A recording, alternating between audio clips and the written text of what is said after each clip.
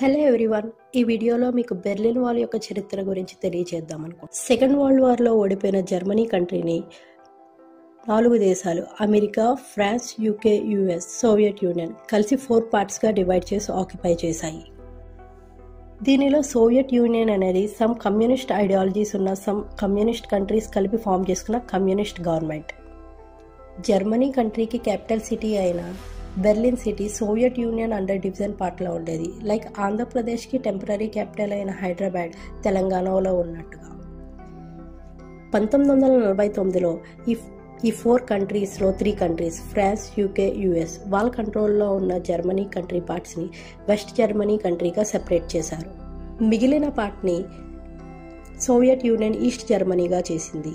ఇలాగ జర్మనీ కంట్రీని east Germany and west జర్మనీగా డివైడ్ చేశారు.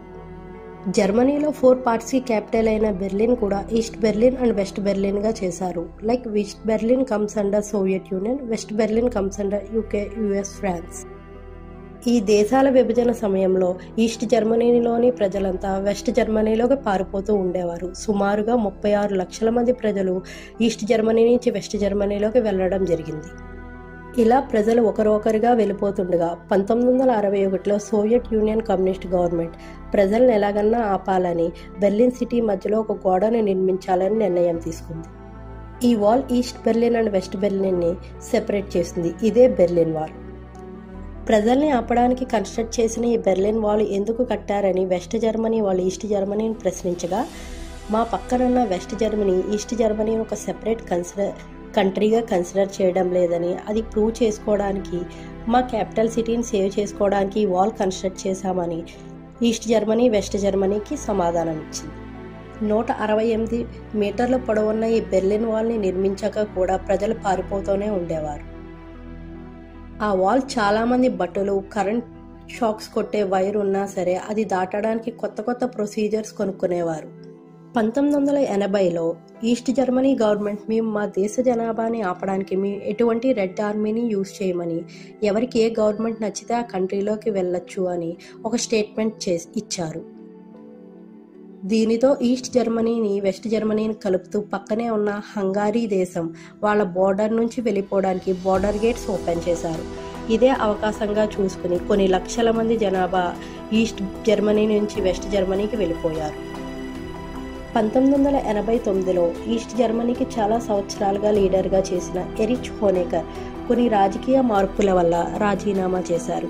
అదే సంవత్సరం జర్మనీలో అతను బెర్లిన్ వాల్ని చూసి ఇది ఇంకో 100 సంవత్సరాల వరకు ఏ డ్యామేజ్ లేకుండా ఉండవచ్చు అని అంచనా వేశారు. కానీ అది నిజం కాలేకపోయింది. తరువాత ఈస్ట్ జర్మనీకి వచ్చిన కొత్త లీడర్ సెంట్రల్ గవర్నమెంట్తో కలిసి ఒక నిర్ణయం తీసుకున్నారు. ఆ 2 కంట్రీస్ని సెపరేట్ చేసిన బెర్లిన్ వాల్ గేట్స్ని కొన్ని గంటల వరకు ఓపెన్ చేద్దామనుకున్నారు. మీడియాలో నైట్ టైం గేట్స్ ఓపెన్ చేస్తారని చెప్పకుండా కొన్ని గంటల ముందు ఉదయం పూట గేట్స్ ఓపెన్ చేస్తారని తప్పుడు ప్రచారం జరిగింది. దీంతో 2 దేశ ప్రజలు గుంపులుగా గేట్స్ దగ్గరికి రావడం మొదలుపెట్టారు. జనమంతా వచ్చి గేట్స్ ఓపెన్ చేయమని సెక్యూరిటీ గార్డ్స్తో గొడవ చేయగా, మాకు ఎటువంటి ఆర్డర్స్ లేవు, so it's not possible to open the gates అని చెప్పారు. జనం కొంచెంగా పెరుగుతుంటే జనాభాని కంట్రోల్ చేయలేక గవర్నమెంట్ నుంచి గేట్స్ ఓపెన్ చేయమని ఆర్డర్స్ వచ్చాయి. ఆ టైంలో ప్రజలంతా హ్యాపీగా గేట్స్ పైకెక్కి ఫ్రీడమ్ అంటూ సెలబ్రేట్ చేసుకున్నారు. అదే టైంలో చాలామంది ఈ వాల్ని డిస్ట్రాయ్ చేయాలనే ఐడియాతో హ్యామర్తో కూల్చడం మొదలుపెట్టారు. నవంబర్ 9, 1989లో బెర్లిన్ వాల్ని మొత్తం డిస్ట్రాయ్ చేశారు. 28 సంవత్సరాల పాటు ఉన్న ఈ బెర్లిన్ వాల్ని దాటడానికి ట్రై చేస్తూ 128 నుంచి 206 మంది జనాభా చనిపోయారని ఒక అంచనా. బెర్లిన్లో కాకుండా ఈస్ట్ జర్మనీ నుంచి వెస్ట్ జర్మనీకి వెళ్ళడానికి ట్రై చేస్తూ 800 పైగా చనిపోయారు. నిజానికి చనిపోయిన వారు చాలామంది ఉన్నా ఈస్ట్ జర్మనీ చనిపోయిన వారు కౌంట్ ఎక్కడ రికార్డ్స్లో మెయింటైన్ చేయలేదు. ఒకవేళ బోర్డర్ క్రాస్ చేస్తూ దొరికితే వాళ్ళకి 5 సంవత్సరాలు జైలు శిక్ష. 1962లో 10-12 సంవత్సరాల వయసు ఉన్న పిల్లలు వాల్ని క్రాస్ చేస్తూ ఉండగా వారిని గన్స్తో షూట్ చేసి చంపేశారు. ఇది వాళ్ళ రూల్స్కి వ్యతిరేకంగా చేసిన పని. ఈస్ట్ జర్మనీ ఆర్డర్స్ ప్రకారం చిన్న పిల్లల్ని, గర్భిణీ స్త్రీల్ని, mentally disable people border cross చేస్తూ కనిపించగా వారిని ఏమీ చేయకూడదని రూల్. బెర్లిన్ వాల్ డిస్ట్రాయ్ చేయడానికి చాలా రీజన్స్లో ఇది ఒక రీజన్ అని ఎగ్జాంపుల్గా చెప్పుకోవచ్చు.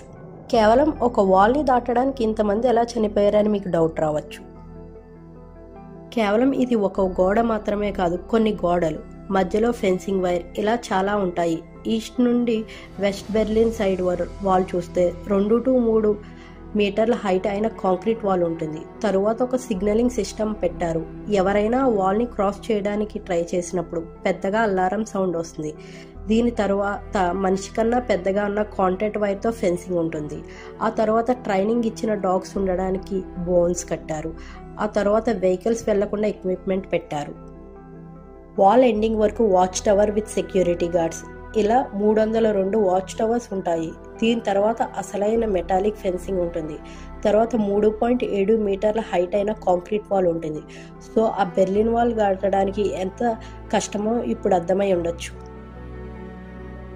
ఈ వాల్ డిస్ట్రాయ్ చేసిన ఒక సంవత్సరం తర్వాత అక్టోబర్ 3, 1990లో ఈస్ట్ జర్మనీ వెస్ట్ జర్మనీని కలిపేశారు. అదే ఇప్పుడు ప్రస్తుతం ఉన్న జర్మనీ కంట్రీ.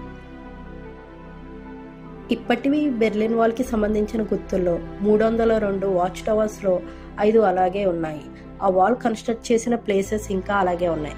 కొన్ని ప్లేసెస్లో పార్క్స్ కట్టారు. ఒక చెక్ పాయింట్ దగ్గర మ్యూజియం కట్టారు. ఆ వాల్ వల్ల చనిపోయిన వారి కోసం గుర్తుగా ఒక సమాధిలా కట్టించారు. ఈ 168 మీటర్ల పొడవున్న బెర్లిన్ వాల్ చరిత్ర ఇదండి.